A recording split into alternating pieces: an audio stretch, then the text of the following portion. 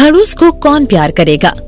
अर्पिता को देखकर ऐसा लग रहा था कि संजय की बाहों में उसे बहुत सुकून मिल रहा हो, स्पेशली जब वो सो रही थी।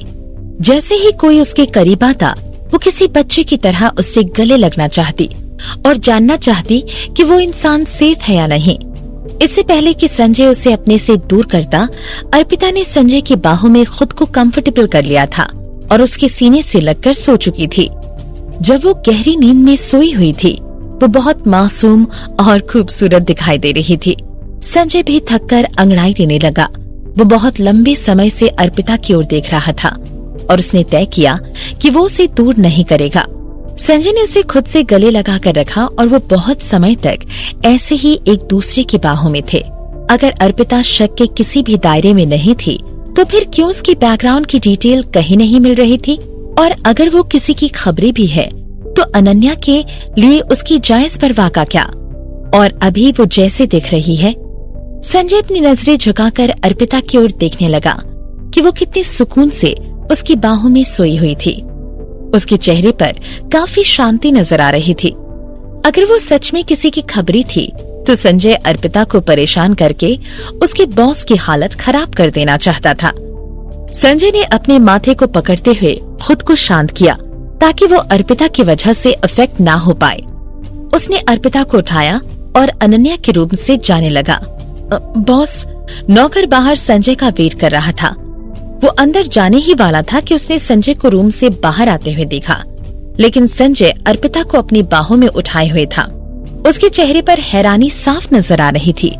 अर्पिता, तुम्हारी हिम्मत कैसी हुई कि तुमने संजय सर को खुद को उठाने के लिए कहा? नौकर अर्पिता को देखकर कह रहा था कि उसने देखा संजय उसकी तरफ घूर कर देख रहा है। उसका मुंह खुला का खुला रह गया जब उसने देखा कि संजय अर्पिता को अपनी बाहों में लिए उसके रूम तक उसे छोड़ने जा रहा है। ये हकीकत है जानने के लिए उसने खुद को चिमटी भी ली।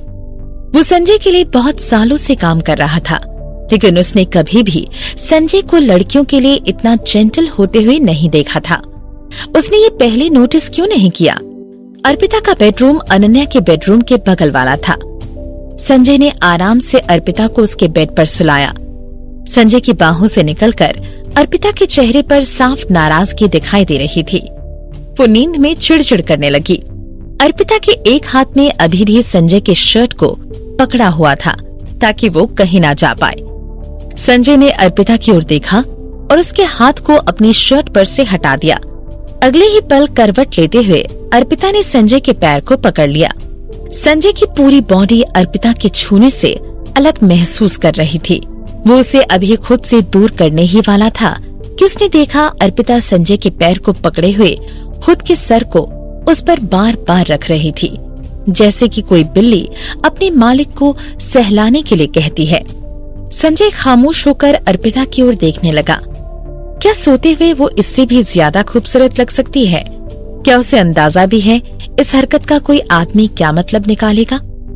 संजय अर्पिता की ओर देखने लगा, जो अपनी नींद में आराम से सोई हुई थी, जिसे पता भी नहीं था कि वो क्या कर रही है। अपने दांतों को चबाते हुए वो नीचे झुका पर अर्पिता का हाथ हटाने लगा।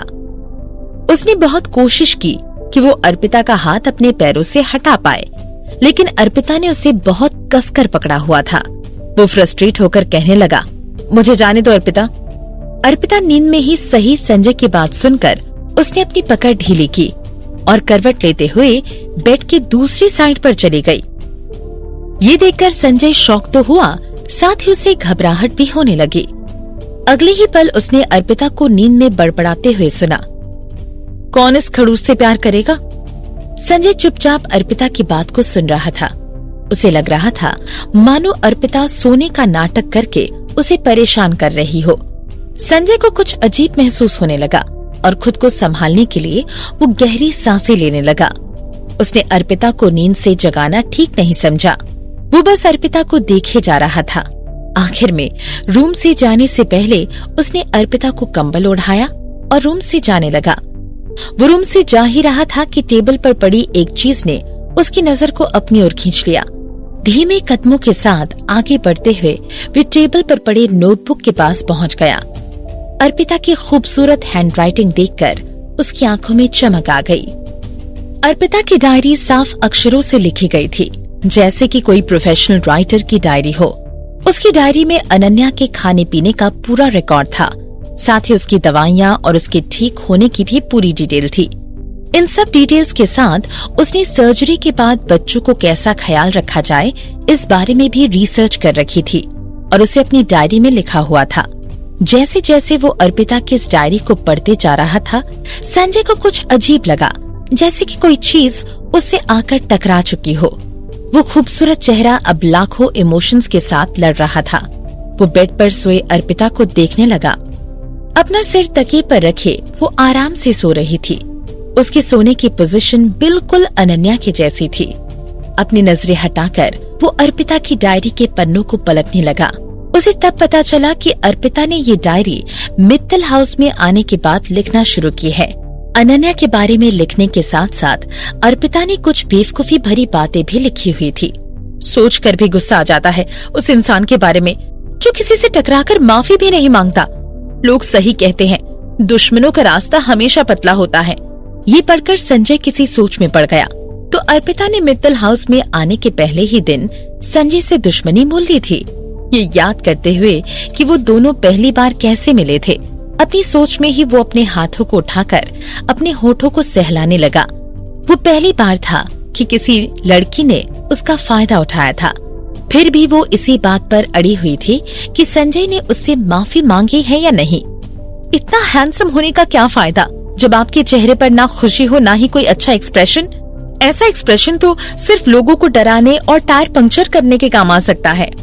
उस बात के आखिर में लिखे हुए वो 3 एक्सक्लेमेशन मार्क देखकर ऐसा लग रहा था कि वो पेपर को अब फाड़ ही देंगे। साफ जाहिर हो रहा था कि ये लिखते समय अर्पिता बहुत गुस्से में थी। क्या ये इसलिए था कि उसने अर्पिता को नौकरी पर रखने से मना कर दिया था? तो फिर उसकी बाद वाली बात क्या थी? वो कितना गुस्सैल और गर्म दिमाग वाला है। आखिर अनन्या जैसी क्यूट बेटी कैसे पैदा कर ली उसने? कितने अलग हैं ये दोनों। अपनी इस बात को खत्म करने के बाद अर्पिता ने आखिर में 2 गुस्से वाले इमोजी भी बनाए हुए थे। आखिर इसका मतलब क्या था? वो उसकी तारीफ कर रही थी या उसे कोस रही थी? अगर आपको मुझे नौकरी से निकालना है तो निकाल दो, लेकिन अगर मैं वापस आ गई तो मैं आपका सरनेम तक छीन लूंगी। इस बात के बाद अर्पिता ने बड़े अक्षरों में लिखा हुआ था, जो भी हो, अच्छी चीजें मेरे रास्ते में आए और बुरी चीजें खत्म हो जाएं। संजय ये पढ़कर किसी सोच में पड़ गया। जैसे जैसे वो अर्पिता की डायरी में लिखी गई उन बचकानी बातों को पढ़े जा रहा था, उसे उसके मन में कुछ अजीब सा लगने लगा। ऐसा लग रहा था मानो वो जब से अनन्या का ख्याल रख रही थी तब से उसके दिन काफी इंटरेस्टिंग भरे जा रहे थे। वो हर रोज संजय के बारे में अपनी राय उस डायरी में लिखती। मिस्टर संजय मेरा इनाम। बेड पर सोई हुई अर्पिता ने शायद कुछ समझ लिया था।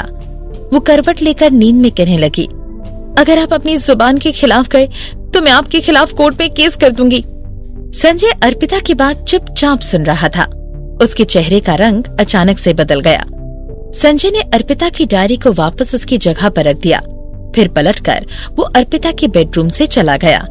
उसे डर था कि वो खुद को कंट्रोल नहीं कर पाएगा और वो वहाँ अगले 2 मिनट भी रुका तो वो अर्पिता की जान ही ले लेगा। अर्पिता को अपनी नींद पूरी करके काफी अच्छा लग रहा था। वो बेड से उठकर अंगड़ाई लेने लगी। जैसे ही वो बेड से उठी, वो ये देखकर शॉक हो गई कि रात को वो अपने गाउन में ही सो गई थी। वो अपने आसपास देखने लगी, ये चेक करने के लिए कि ये उसका ही रूम है ना। हालांकि उसे याद था कि कल रात की पार्टी खत्म होने के बाद वो अनन्या को अपने साथ उसके रूम में सुलाने ले गई थी, लेकिन उसके बाद उसे कुछ याद नहीं आ रहा था कि वो अपने रूम में वापस कैसे पहुंची। अर्पिता अपने माथे को पकड़कर याद करने की लाख कोशिशें कर रही थी, लेकिन उसे कुछ याद नहीं आ रहा था। वो अपने रूम से बाहर निकली ही थी कि उसने नौकर को बाहर उसे घूरते हुए देखा। अर्पिता, तुम्हारा बिहेवियर ठीक नहीं है।